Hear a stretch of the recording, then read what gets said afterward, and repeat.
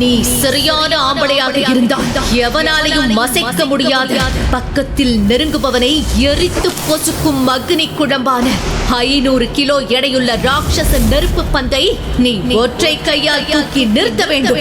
அப்படி நீ செய்தால் திருமணம் என்ன, அன்று இரவே என்னை முழுமையாக தருகிறேன். அப்படி ஒருவேளை நீ இந்த போட்டியில் தோற்று போனால் நீ ஒரு ஆண்மகன் இல்லை என்று ஒப்புக்கொண்டு உடனே சேலையை உடுத்தி வளையல்களை அணிந்து பெண் போல இந்த நகரத்தை உலா வர வேண்டும்.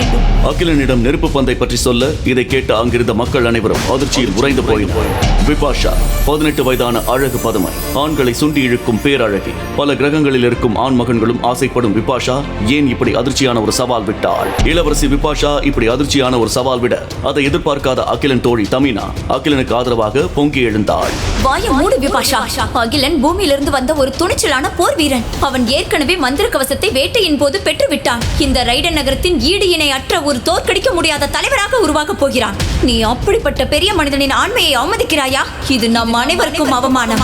இவ்வாறு கடும் கோபத்துடன் விபாஷாவை அகிலனின் தோழி தமினா கத்த அதை கண்டு அனைவரும் நடுங்கி போனார்கள்.